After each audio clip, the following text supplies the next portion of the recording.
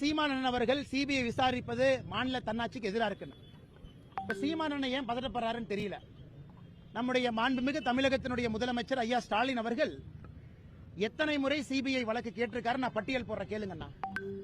குட்கா வழக்கு சிபிஐ கேட்டார், அப்ப எதிர்க்கட்சி தலைவராக இருந்த ஐயா ஸ்டாலின் அவர்கள். தூத்துக்குடி துப்பாக்கி சூட்டு சிபிஐ வழக்கு கேட்டாங்க, அன்னைக்கு எதிர்க்கட்சி தலைவராக இருந்த ஸ்டாலின் ஐயா.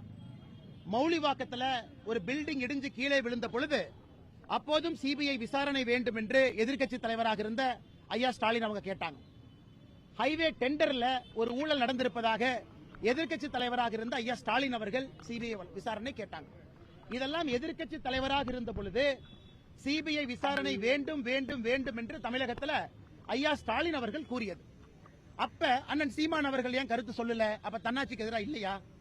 அதனால் நான் சீமான் அவர்களை எப்பொழுதுமே நான் சொல்லியிருக்கின்றேன், அரசியல் தலைவராக மதிக்கின்றேன். இந்த விஷயத்தை பொறுத்தவரை தமிழகத்தில் எஸ்ஐடி ஒரு பக்கம், முன்னாள் நீதியரசர் தலைமையில் ஒரு நபர் ஆணையம் ஒரு பக்கம் இருக்கும் பொழுது மக்கள் நிறைய கேள்விகள் கேட்கிறாங்க. ஏன்னா சம்பந்தப்பட்ட டிவிக்கே கேள்விகள் கேட்கிறாங்க. பாரதிய ஜனதா கட்சியினுடைய 2 நபர்கள் தனிப்பட்ட முறையில் உச்சநீதிமன்றத்துக்கு அவங்களும் போயிருக்கிறாங்க. தமிழ்நாடு அரசும் தன்னுடைய வாதத்தை வைத்திருக்கின்றார்கள். எல்லாவற்றையும் சேர்த்து இன்னைக்கு CBI monitored by a retired Supreme Court judge assisted by 2 IPS officers not born in Tamil Nadu but belonging to Tamil Nadu cadre. இதைவிட சிறப்பாக உச்சநீதிமன்றம் எப்படி சொல்லி இருக்க முடியும்? அதனால் நிச்சயமாக சம்பந்தப்பட்ட நபர்கள் வரணும். எதிர்க்கட்சியாக இருக்கும் பொழுது திமுக சிபிஐ வேண்டும் என்று சொன்னவர்கள் ஆளும் கட்சியாக இருக்கும்போது ஏன் வேண்டாங்கிறாங்க?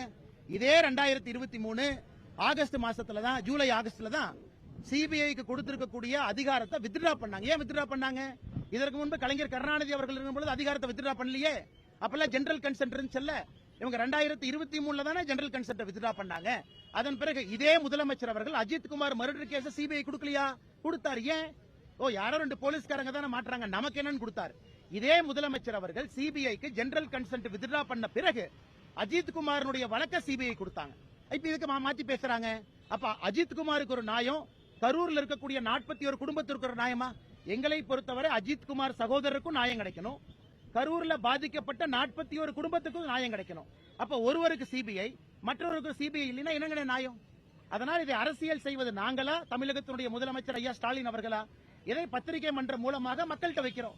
மக்களுக்கு தெரியும் சிபிஐ வைத்து அரசியல் செய்வது திராவிட முன்னேற்ற கழகம், தமிழகத்தினுடைய முதலமைச்சர் ஐயா ஸ்டாலின் அவர்கள்.